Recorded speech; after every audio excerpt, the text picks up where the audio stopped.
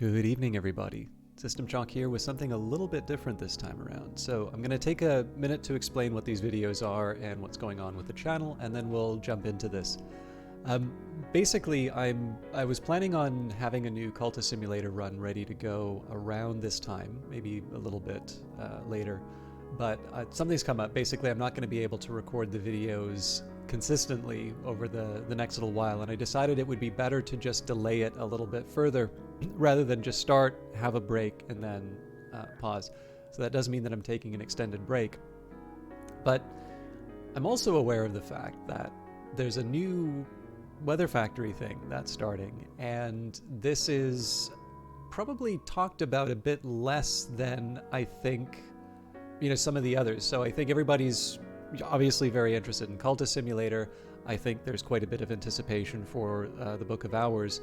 And there's also a few other things that they've been doing. So depending on your tastes, you may have been interested in The Lady Afterwards, or you might be looking forward to the Stained Glass Tarot. There's also the new sort of mystery box. That's a terrible name for it. I believe it has a proper name. I just don't remember what it was. I will look that up for another video. But the Locksmith's Dream, number one, because we are playing the track The Dreams Begin from the soundtrack. The beta event is actually coming up quite quickly. In fact, it may even be running at the time that this video goes live. So I thought it might be kind of interesting to take a look into it. This isn't going to be a big lore deep dive. In fact, mostly I'm just going to be reading the website here. But what at least I hadn't realized was that there's an associated blog. There's also some Instagram posts. There's quite a bit about this here. And I thought, given the fact that this event's already sold out, it might be nice to sort of take a look and see what's going to be happening. And then, of course, the future events, presumably based on the feedback from the first one, those are, I believe, still have some tickets available. But let's take a look and see what's coming up. Let's take the opportunity while we don't know what this thing is to make some guesses and see what's going on.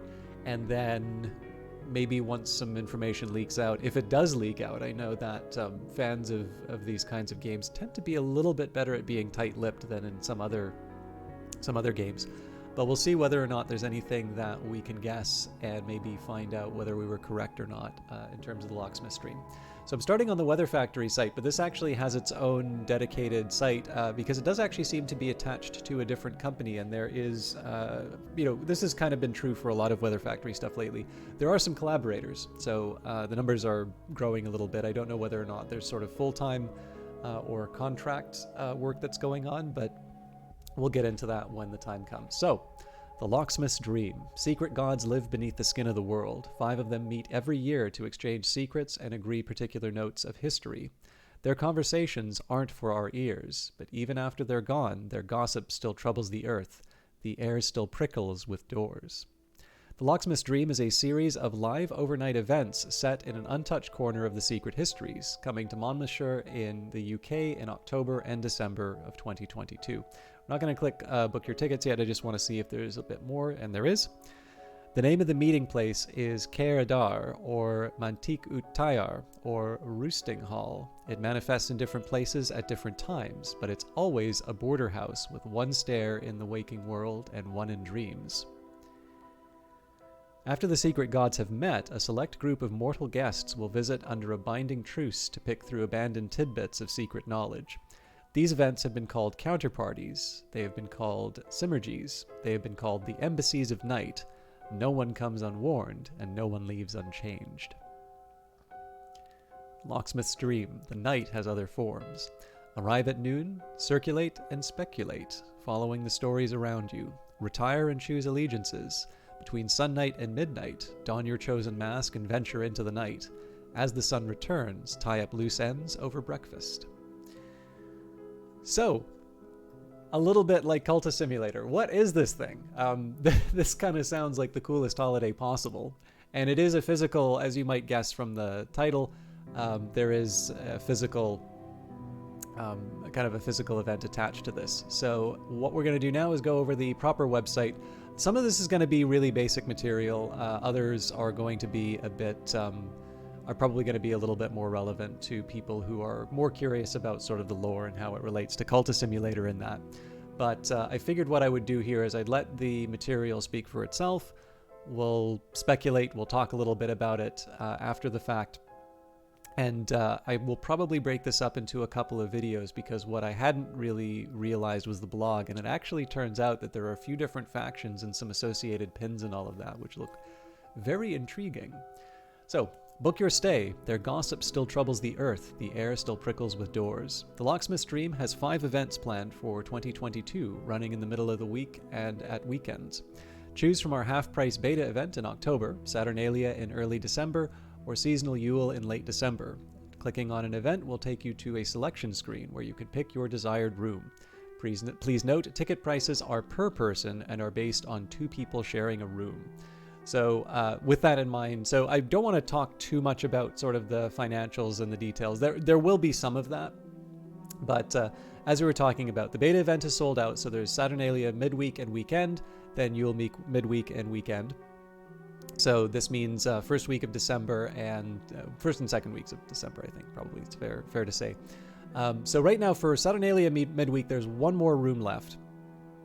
Now again, keeping in mind that these are per person estimates based off of rooms that are sort of shared. But in this case here, it seems like there's starting to be some kind of holes in the bookings. So in this case, 1 room left. There's Eminence and Honored are sold out for Yule midweek, and Yule weekend has sold out the Honored tier. But it looks like Saturnalia weekend, for whatever reason, people really want to do something else on that. In any case, this is the one that's probably the best bet as far as the in terms of having the widest selection. But I figure you're probably going to choose your room that you want and book accordingly. And again, we'll go into the details on that. But it does seem that there have been some takers, but I think it's fairly clear that there was an early interest in terms of the beta. And I suspect some people might even be waiting to see whether or not there's any information that's come out after that. One thing I kind of wanted to highlight is that this is kind of a little bit like when I first started playing Cultist Simulator during its own beta. Actually, I think I played it in what would probably be called the alpha, but I'm really bad at determining the different states for things. I don't think alpha and beta quite mean what they used to. But I remember one of the tricky things about Cultist Simulator was trying to explain to people what it is. And I want this to be about the Locksmith's Dream, but this is going to be something that I think kind of lines up with what made Cultist Simulator interesting and why this seems really intriguing to me. If I were to compare Cultist Simulator to anything, I would actually say The Sims. Because when I think of The Sims, I very often think about managing your time in a way that allows you to sort of achieve your ends, whatever those ends might be. That's a very kind of broad and generic title, but I think anybody who's played Cultist Simulator and The Sims will probably... I think there's some room for agreement there. Like, I don't think it's outrageous to say that that this applies for both games. But it's also true that if you are a fanatic for The Sims, if somebody puts this strange card game in front of you, this may not quite be what you signed up for. And of course, likewise, if you're a big fan of Cultist Simulator, I really hope you enjoy The Sims, but it's obviously a different experience, And again, I'm being kind of unfair because, like, is it fair to say, I think as far as themes and ideas are concerned, how you manage your time and your resources is true. But obviously in the case of Cultist Simulator, it's a little bit more about how the mundane world might be sort of hostile or at least unwelcoming to sort of the dreamers, to the people attempting to achieve these great ambitions. Whereas The Sims, it's a little bit more, again, I still think there are sort of those time management components inside of there, but it's not like you are cracking open vaults and so on. But in any case, this is one of the things that I find kind of interesting, is that to a certain extent, there's a few things that I've gotten from this site as to what the Locksmith's Dream is not. So I think they're pretty clear that it's not a live action role-playing game. And in fact, I've noticed that there's no reference to the word game anywhere on this. So there's a lot of reference to experience. There's a lot of reference to, seeing things. But so far as the idea of sort of going in and, doing a battle between these different factions or anything like that, or, again, like it's this is a longer digression than I wanted to do, but what I think is kind of neat is that this defies description the same way that Cultist Simulator does. But what's interesting is, at least for Cultist Simulator, I had the game in my hands to be able to talk about it. So in any case, there's not as much for me to talk about. I will kind of click on the individual rooms and such so we can take a look, because there is a layout of the place, but maybe that's not the place we'll start. And what I just wanted to point out is that 2022 Triscupid Limited, so I don't really know enough about business to be able to explain the difference, but I did probably make a bit of a mistake in terms of saying Weather Factory, because it is run by a separate entity. And in fact, maybe what I'll do, instead of going left to right, let's actually click on About Us, because there are a few people involved with this. So, About Us. Triscupid was founded in 2021 by Van Carrick, Alexis Kennedy, and Lottie Bevan to explore new experiences that delight and defy easy categorization. Well, okay, I'd forgotten about that, but that's a much shorter way of saying the thing that I just said before. The Locksmith's Dream is based on Cultist Simulator, the double BAFTA-nominated Lovecraftian card game of apocalypse and yearning, developed by Alexis and Lottie. Our first event is The Locksmith's Dream, an overnight experience set on the borders of Dream in a 17th century house. Ivan Carrick, co-founder. Ivan is your conceptual sommelier for The Locksmith's Dream. Practically, this means that he is responsible for making sure that everything that happens at the right time, in the right place, and without anyone noticing.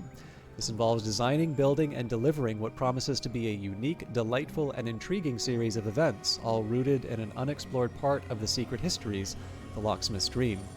In a previous life, he worked for nearly 20 years in operations and senior business transformation roles, mainly in the telecoms industry, where the hard-earned skills of herding cats and solving intractable problems were gained. So, well-suited to Cultist Simulator, it would seem. Alexis Kennedy, co-founder. Alexis is an acclaimed writer and game designer. In 2009, he founded Fail Better Games, where he created Fallen London and Sunless Sea, plus Story Nexus, Machine Cares, Night Circus, Black Crown, and all. In 2018, he co-founded Weather Factory, where he made Cultist Simulator and is now making Book of Hours. In between, he's also written for BioWare on Dragon Age, Paradox for Stellaris, Horizon Signal, and others. No mention of the long-lost Telltale project. Lottie Bevan, co-founder. Lottie's one of the youngest female founders in the industry. She's a 2019 BAFTA Breakthrough Brit and MCV 30 Under 30, one of GI Biz's top 100 most influential women, and founder of Coven Club, a women in games support network. She produced Fallen London, Sunless Seas Submariner, and Sunless Skies at Fail Better Games before co-founding Weather Factory and developing Cultist Simulator and the upcoming Book of Hours. She produces, markets, and does the art for her games. So, two of these names I think probably are familiar to fans of Cultist Simulator, but this is one of the things that was important. This is also true back in Cultist Simulator, where when I was talking about Cultist Simulator, it was very common for people to talk about Alexis Kennedy, because that was a name that was attached to Sunless Sea, and that was a very popular game.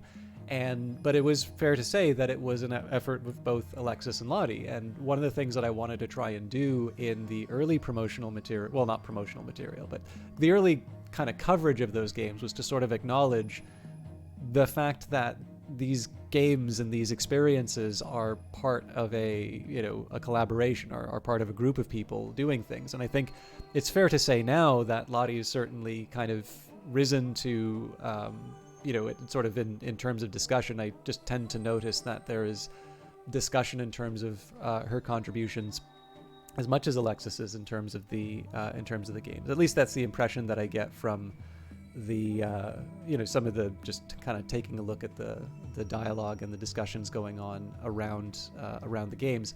But I always think it's useful, number one, to gain a little bit more information in terms of what you're looking at, but also just to acknowledge that there are multiple people involved in these things, because in the end, it would be wonderful if there was just one person who had all the good ideas and everything worked perfectly the first time, because then it would just be very easy to find that person and give them a sufficient amount of money to make the perfect thing. But probably, at least based on any experiences that I've had, and certainly the people I've talked to, these are the results of lots of back and forth and everybody just trying to figure out and doing the best that they can to see where things are going. And so Ivan seems to be the newest name. I don't know if there's any attachment to other things that Weather Factory have done, but I think Conceptual Sommelier is first of all an excellent title, but number two is definitely kind of communicates a higher degree of influence than maybe I think they're probably getting credit for at the start of this. The other thing I wanted to note is when they talk about the first event. Now, I have a feeling that if these things probably don't sell, there may not be other events. I mean, I suppose there's a question in terms of how far you try something if you can't get people to take it up. But it's probably a little early to be talking about. Well, in two senses. One is it's early to talk about the success of the enterprise, but it's also early to talk about anything other than the Locksmith's dream, because again, we're still trying to figure out what this thing is. But we have some people. We have an entity, Triscupid Limited, and I think we are ready now to talk. I think home is the same page that we were on. Oh no! Okay, let's take a look at that first. I was going to move on to the experience, but let's take a look and see what's going on here. Secret gods live beneath the skin of the world. 5 of them meet every year to exchange secrets and agree particular notes of history. The Locksmith's Dream is a series of live, exclusive overnight events set in an occult 1920s world. After the gods have met, a select group of mortal guests can visit the site to pick through abandoned tidbits of secret knowledge. These events have been called counterparties, they've been called synergies, they've been called the embassies of night. One such counterparty takes place in a crumbling family mansion in Monmouthshire, UK. This is the Locksmith's Dream.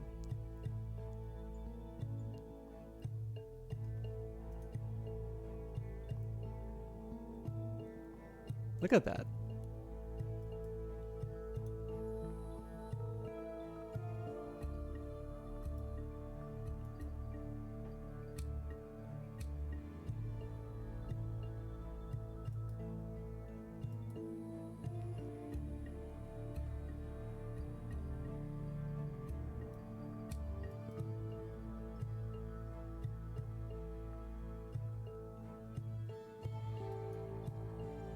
Join this luxury immersive experience and explore an untouched corner of the invisible world.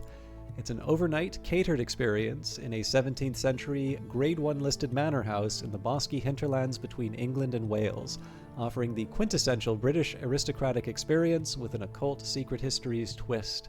Uncover secret pasts, unlock mysteries, explore the grounds, dine in oak-clad halls, swap secrets with strangers, and as night falls, don your unique mask for the occasion. No one comes unwarned, and no one leaves unchanged. So this is intriguing. This is, I was going to say, when they talk about aristocracy and luxury immersive experiences, I was going to say Bright Young Thing, the experience, but that's probably not it either. But let's move on to the experience now. So, what is the Locksmith's Dream? What is the Locksmith's Dream? Think occult Downton Abbey or a weekend invitation to your long-lost aristocratic aunt's stately home, when your aunt is also a witch. Based on the double BAFTA-nominated Cultist Simulator, the Locksmith's Dream is an occult 1920s experience requiring no prior knowledge of the game. In short, you'll come for a luxury overnight stay and join an occult scavenger hunt. You don't have to act unless you want to. You don't have to work with other people, though it might be fun. And you can follow your own line of inquiries in whatever order you choose. If it all gets too much, there's always a relaxing fire in the Flint and Wheel pub and a specially designed cocktail or two. Stay the night in a beautiful manor house and explore a corner of the invisible world as you seek out snippets of arcane lore. Assume an identity and title of the house. Search the remnants of hidden gods, trade birdsong with the curator, and decide whether or not to believe everything the inspector says. So let's take a quick look at these, because there's a few characters mentioned here. So we've got the ground floor, we've got the inspector in Hunter's Moon, the bartender in the Flint and Wheel pub, and we've got the servant moving between the kitchen, the scullery, and the oak chamber. So, dining room, I'm assuming those are water closets? Sorry, Canadian here, so we call them bathrooms, even though there's probably not a bath in there. And on the first floor, we have got the curator in Beach Gallery. Now, if I recall properly from the other maps, I think some of these might be rooms for the guests, but we'll see that when we get to it. But yes, it seems that there's a few people who are presumably hired to be part of it, or maybe they're just brought in from, you know, from the other world. By exploring the house, you will find not only other guests, but also people who can perhaps help or enlighten. The house is the warp, the staff, or the weft, indivisible from the place and as dependable as the bricks and mortar. They'll ensure you're well looked after, and there will always be someone on hand to answer those burning questions, guide your efforts, and provide refreshments. As night falls, the house changes. After a sumptuous dinner in the oak-paneled dining hall, you'll retire to your rooms to refresh yourself and prepare for the night, slipping on your mask and stepping into the House of the Moon. The experience in a nutshell: stay as a guest at a unique 17th century country house. Enjoy delicious haute cuisine, British food with a twist. Mingle with the other guests in the bar, sipping delectable cocktails. Interact with the residents of the house, solve the mystery of the Wheelock family, masks, codes, enigmas, and more, and extend your stay at Trowan and enjoy a long weekend in style. So I haven't read the, there's a couple of things that I would need to read for this to fully make sense here. So we don't know much about the Wheelock family yet, but Trowan is the name of the place where this first event is happening. So let's see what's going on there. Trowan. Only a few places have the same name in every history. The house called Trowan is one, and in every history, the Wheelocks have found their way there. So, got lucky with the bird there. I'm really liking these photos. On the ancient borders between Wales and England, there stands a stately home. It nestles in the aegis and tranquil Monmouthshire countryside, a place a little out of time. It's the fated seat of the Wheelock family, who've extended their family home beyond the waking world. The Wheelocks count brickmakers, architects, and adepts among their number. They've labored long and secretly, marking bricks with ramson so that when the house sleeps, the bricks give rise to dreaming selves, and a house rises in the bounds. Their greatest work, the winding stair, is a back way into the mansus that can be ascended almost to the concursum. This is how and why the aviform hours meet there. Gossip and mysteries lie scattered like so many crumbs. All right, that's actually quite a bit. So the stair that was mentioned. This, I have to assume, is going to be tied to, I think, so in addition to just being a nice photograph, I have to assume that there's probably something here related to the enigmas.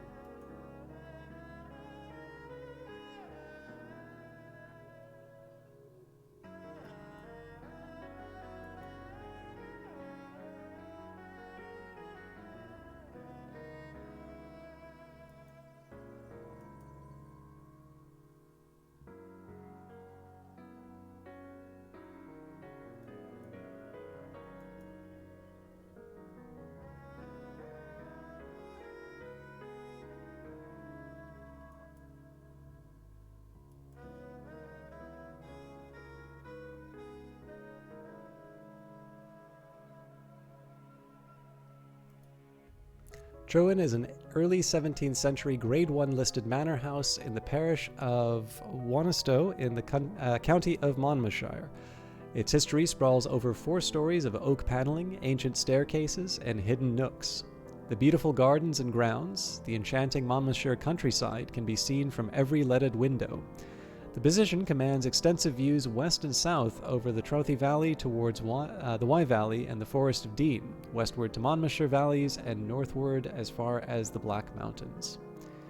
There's something very moving about the distant view of Truin, rising suddenly, high and lonely out of the fields. Mark Girouard, architectural historian. So here's a Google map for you.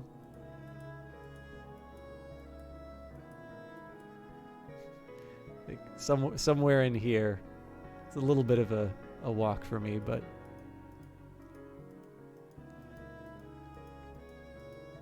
what might be slightly more interesting is if we were to go to the satellite view. Yeah, there it is.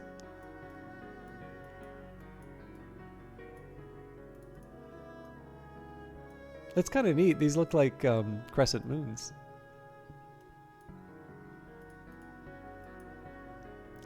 So obviously what we need to do is, use our satellite imagery to identify all of the secrets. Okay. The countryside. Monmouthshire is a beautiful place to visit at any time of the year with plenty of history and stunning countryside to explore. While in the area, why not take time to visit one of the many historic castles, including Monmouth, Chepstow, or Caldecott, all less than an hour away. If you require more Gothic loveliness, you could visit the stunning Tintern Abbey and the nearby Devil's Pulpit for astounding views over the Wye Valley. From here, you can access one of the many walking trails in the area, which take in the spectacular scenery, a real escape from the everyday world. If cafes and shops are more your thing, there are numerous market towns in the local area, with strange streets to be explored, perhaps by moonlight, and plenty of lovely tea rooms and pubs in which to sit and watch the world go by.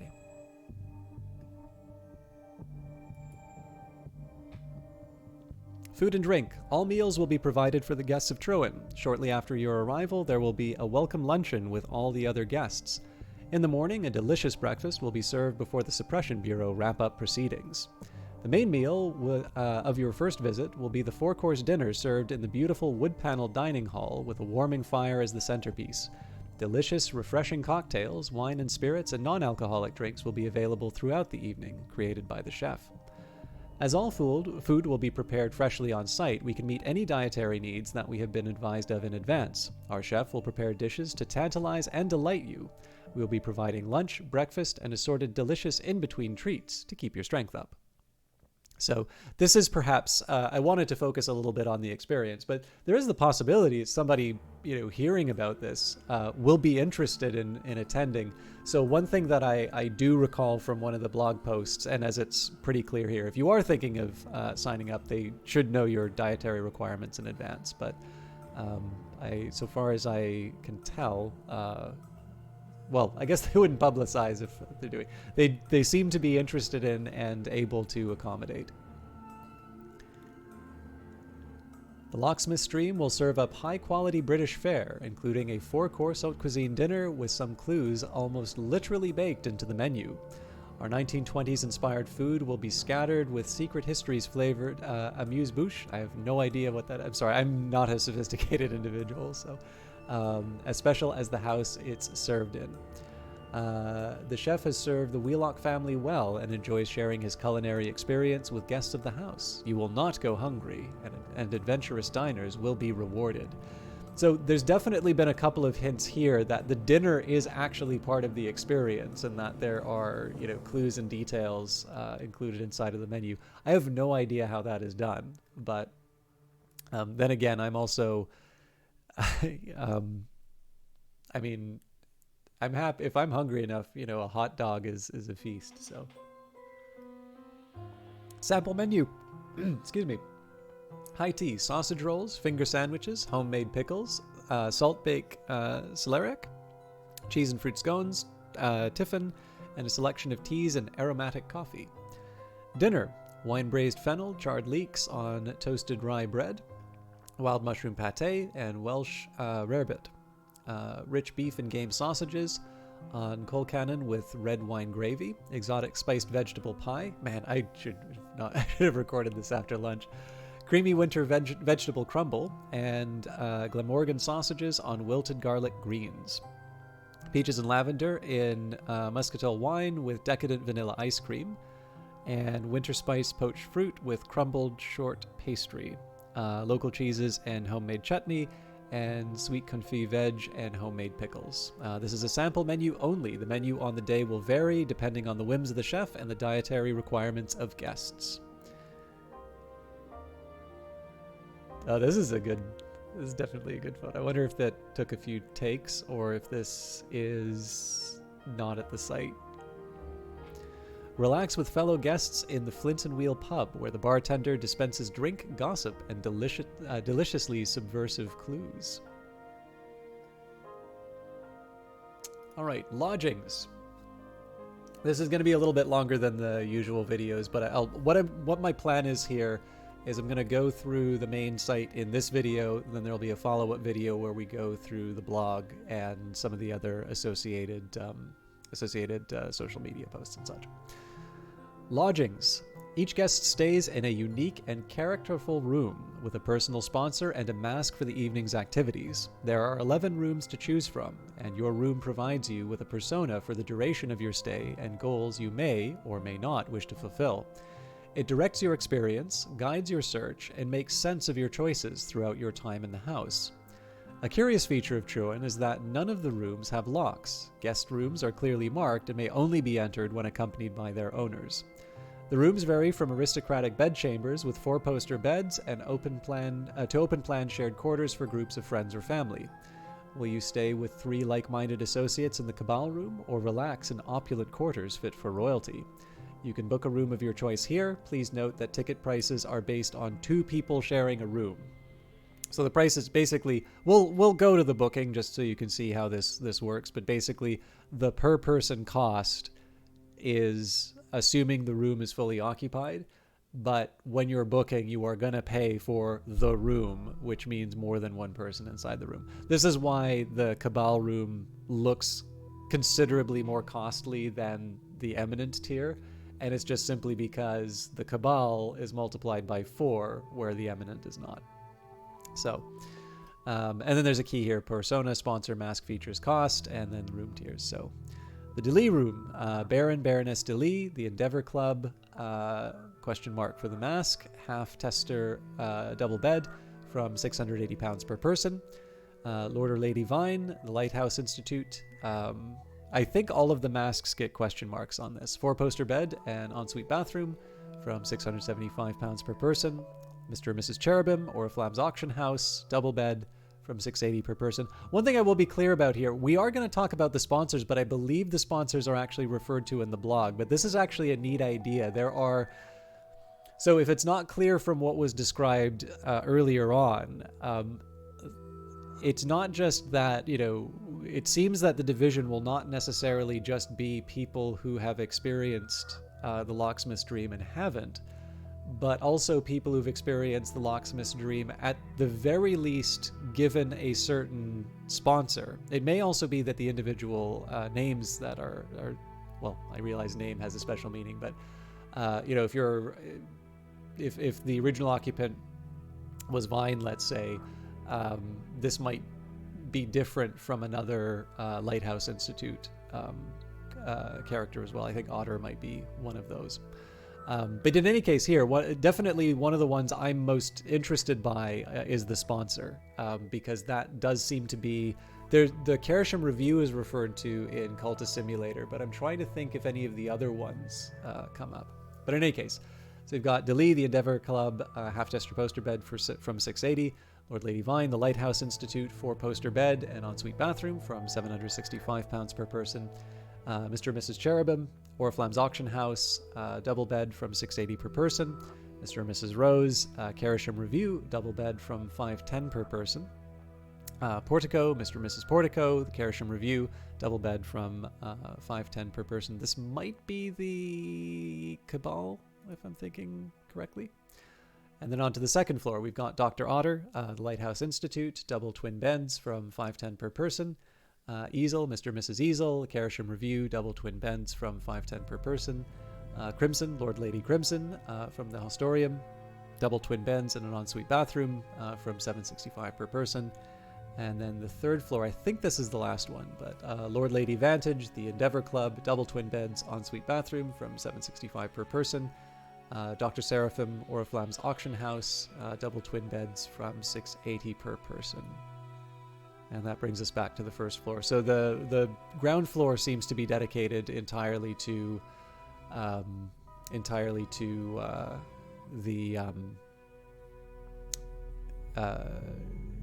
to sort of the experience, whereas these, as they mentioned, because the room can't be I mean, this will be covered in the FAQ, but because the rooms do not have locks, essentially, if this isn't your room, you don't go in unless a guest is inviting you, but the beach gallery would be something that is open to everyone. Each room includes a unique, characterful retreat, incredible views of the beautiful Monmouthshire countryside, a persona, a mask, a sponsor, and clues to get you started, a personal Locksmith Stream journal to chronicle your journey, and a small surprise waiting for you. I have a feeling there's probably more than one small surprise waiting, but... So here we've got the Dili, the Vine, Cherubim, Rose and Portico, Otter, Easel, Crimson, Vantage, North, Seraphim, and we're back to Dili. One thing I am interested in, you know, I realize that YouTubers are always kind of very needy for comments, but one thing I am kind of curious about, now that we've unpacked a little bit about what the different characters are and what, you know, maybe some of these different organizations are, or maybe even just based on those images of the rooms, I would genuinely be interested in which room is most attractive to you, or what character you think you would want to sort of take on the role for in this. So again, please don't feel, if you don't have anything to say, don't go out of your way. But I am interested in, I'm kind of interested in terms of people's choices. I'm going to go for Saturnalia just because that's the one that has the most open. So you get this map again, and then again you can take your pick. So as we were talking about before, there's the Eminence tier, there's the Vantage room. So the total cost, £1,800. That's 900 per person based on 2 people sharing. And so likewise, when you see the Cabal, the Rose and Portico rooms, 2,400, you're like, wait a minute, but that had the lowest per person cost. And it's like, well, yes, and that's because for this one, it's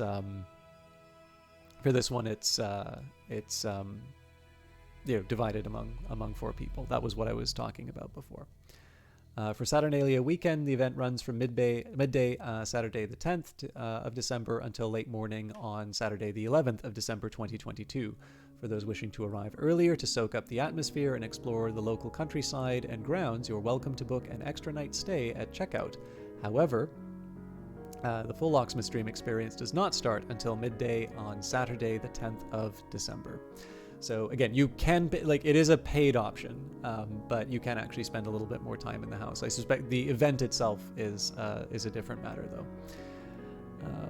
And obviously, again, I'm not running this thing. I am interested in this thing, but wait, what am I saying for comments? Donate, like, and subscribe, so I will attend and give you all your... No, don't do that. Go yourself. Please tell me what it's like, though. All right. But so this is... So I figure if I am going to be talking about the rooms and talking about the individual prices, though, I did actually want to... I maybe should have just not talked about the prices, but I did just want to highlight the fact that there's the per person measurement, and then there is the actual cost that you're incurring. If you don't have friends, maybe talk to someone. But with that in mind, I just wanted to, in case there's confusion, I wanted to specifically point out what you'll see on the thing. Because again, like I said, I don't know if anybody's going to see this and decide that they want to attend. One other thing that I noticed is that the midweek events have a slightly lower cost than than the weekend events. But I suspect that's probably a question of well, actually, you know, maybe that isn't a question, because I was just going to say, like, I would have thought that the weekends would have sold out faster, but it actually seems to be the midweek events that are selling out faster. So interesting. Shows that I really don't know how people work. All right, let's bring this thing home. So the FAQ. Are there any options to pay in installments for Locksmith Stream tickets? Not at the moment, but this is something that we are actively looking at in order to help people break up the payment for the Locksmith Stream into 2 chunks. I can see that making some sense, because, like, if you think of it, there's a lot of companies that are actually doing this. Will sort of give you sort of installment plans. I think even like credit cards themselves, at least in Canada, they're starting to give you that option. I suspect probably trying to claw that business back from other entities. Because I mean, I don't go on vacation that much, and when I do, I usually tend to stay in my own little area. I went to Vancouver last year, but that was about it. So, you know, when I take a look at what it costs me to move where I am right now, or that flight to Vancouver, you know, obviously I would need to get to the UK. That would involve a cost, but, you know, it's not like, this is a considerably more involved experience than when I went out to Vancouver, where I was largely sort of staying with friends and, you know, and doing things with them. Like, this definitely seems to be much more of an experience. But with that in mind, I think anybody's vacation is going to be like an expense. And if you have a way of breaking that up, I suspect there's probably some advantage to, you know, being able to help people break it up. On the other hand, it did just occur to me, apparently there's a little bit of trouble going on in the UK right now as far as their public finances are concerned. So I suppose for the rest of the world, the Locksmith's Dream has just become considerably more affordable based on the exchange rate. So maybe they should be advertising to North America. All right, what's this about having no locks on the doors? Trowan is as much as you would have found it when it was built in 1623. As such, there are no locks on internal doors, and we cannot install any because of the house's protected status. But guests and public areas will be clearly marked. Please be respectful of other guests and do not enter their rooms unless they accompany you in. It looks amazing. Can I stay longer? Well, since you asked so nicely, yes. You can book to stay an extra night before your chosen event starts, either on Tuesday or Friday night, depending on whether you're going to a midweek or weekend event. The chef will provide you with a delicious breakfast on the morning of the event. However, the full Locksmith Dream experience does not start until midday the following day, but you'll have bags of time to soak up the atmosphere of Trowan, its grounds, and the surrounding Monmouthshire countryside at your leisure. Do I have to dress for dinner? Trowan is an aristocratic but informal house. You are welcome to dress formally for dinner if you'd like to, but you're not expected or required to do so. Can you meet my dietary requirements? All meals and refreshments are prepared and served by the chef of the house. We can accommodate any and all dietary requirements as long as we know about them in advance. Just let us know your needs when you book. Can my children attend? Sorry, the Locksmith Dream is an over-18s event. What should I wear? Sensible shoes. The floors of Trowan are old and uneven, and heels or elaborate shoes could trip you up as you move about the house. There are also extensive grounds, lakes, woods, orchards, and gently sloping grassy hills around the house you may choose to explore. If you do, we'll provide umbrellas in inclement weather. How can I get to the house? The address is Trowan, Wanastow, Monmouth, NP25 4DL, and you can find it on What 3 Words using trapdoor.arrow.icebergs. I have no idea what that is. It's a 30-minute car journey from the train station at Newport or a 50-minute ride from Bristol. If you're arriving by car, there is plenty of parking available at the house. What does immersive experience mean? This is the closest we're going to get to a definition. Immersive means that the environment is designed to deliver an all-encompassing experience. From the moment you enter the house, you should feel that you've been transported to a place out of time. You'll have the opportunity to interact with the other guests, the household staff, and members of the Suppression Bureau while gathering clues. You need only interact as much as you like. If you prefer to observe from the sidelines, nobody will mind. What time should I arrive? Around midday, luncheon will be served at 1 p.m. And what should I do if I'm going to be late? Don't panic. Let us know on the phone number we provided when you book, and we'll make sure that someone is there to greet you when you arrive. The chef will also ensure a warm welcome will be waiting for you. So that's what we know about the Locksmith's Dream from the site. And to a certain extent, I guess I would probably have to say this is a little bit like Cultist Simulator in that I feel like I've been given a very tantalizing glimpse at a really, really interesting thing. And it's going to probably take a bit of thinking and probably a few hints as to what exactly is going on in it. But I think this is definitely also in a trend, kind of following a trend that Weather Factory have sort of been carrying on for a bit. So, you know, the lady afterwards, whether you know, were looking for a more conventional RPG, or if you were looking for, you know, if you were somebody who never really played RPGs and, you know, checked out something, you know, and wanted something different, or maybe were looking for something to sort of guide in. You know, one of the things that's kind of neat about it was just all of the paraphernalia sort of associated with the game. So far as I can tell, it's a one-off RPG. And so, you know, you have the scented candles and, of course, you know, the associations with scent and memory. And it's sort of something that you do. Again, it's an experience that you have. It's something that you do with friends, and you gather together and you know, you go through this this scenario together. And then you can see sort of the Hours Tarot and the Lucid Tarot with sort of the stained glass look. And like I said before, I think there's some sort of like a box of kind of curios that's being delivered now. There's a number of really kind of interesting things that are being used to extend the world of the secret histories.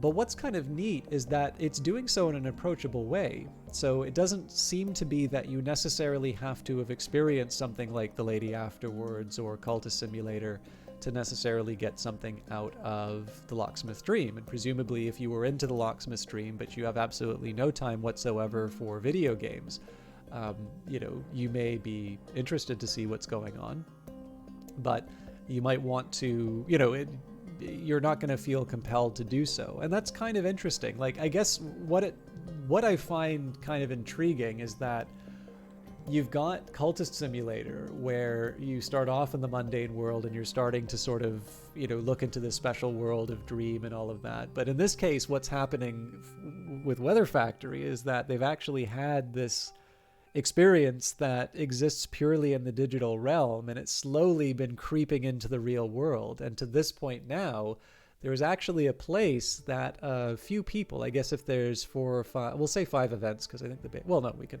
book that specifically, or we can look at the booking specifically. So 1, 2, 3, for 5, yeah. So there'll be 55 people thereabouts. I guess the people on the grounds will also count. Basically, there's going to be 55 people who have a unique experience here. And of course, that experience is going to be guided by their sponsor, it seems like. At minimum, the sponsor. And, you know, in this case here, it's this fascinating idea of something, you know, like a holiday, where you go and you are specifically going to have a very time-limited experience. You're going to have something that exists for a little while, and then it only exists as memory, and then you will talk about that memory with other people. And it's neat. Like, I never really would have thought of this if I had been thinking about Cultist Simulator and the things that I'm interested in it. The fact that I can quote-unquote own Cultist Simulator and replay it, or, you know, I do have the deck of cards that they made. I haven't actually played a game of cards with it yet, but, you know, this is something that I have, and it's in my possession, and unless something happens to destroy it, you know, it's mine. And yet, you know, in the end, this is going to be something that, for the people who go to this, there's a limited experience. Sounds like a very special experience. And then for the rest of it, it's going to be this time where, you know, presumably you go back to the office and tell everyone, you are not going to believe what I did this weekend. So I suspect probably there's the people who live in England are particularly lucky for this event. But of course, I know certainly people are flying a lot more following the spot of trouble we've had the last couple of years. So if you do, again, I'm interested, number one, because we have been given sort of a look at some of these different sponsors, you know, the Endeavor Club, the Lighthouse Institute. We will go into them through the blog, but that'll be in a separate video. I'd be interested, if you were to go to this, you know, if somebody were to say, it's your birthday, I give you a room, where would you go? What would make you decide on a room? And then on top of that, this might be related to your answer. Which of these, based on the names, which of the different sponsors do you think is is the most interesting, or the one that you'd like to learn a little bit more about? And finally, I'm actually quite open to speculation as to what this experience is and what's going on. Do you think this is a good idea? I'm really intrigued. But I also need to do videos, so I suppose I'm intrigued by default. Anyways, this went quite a bit longer than I was planning. Actually, I have a few other things that I need to get through, but in the next video, we will go through the blogs. We will get some more details about who these sponsors are, and I think there might be a couple of details in terms of some of the things that you get as part of the experience. But all of that will be in another video. So until then, take care, and we'll see you in the next one.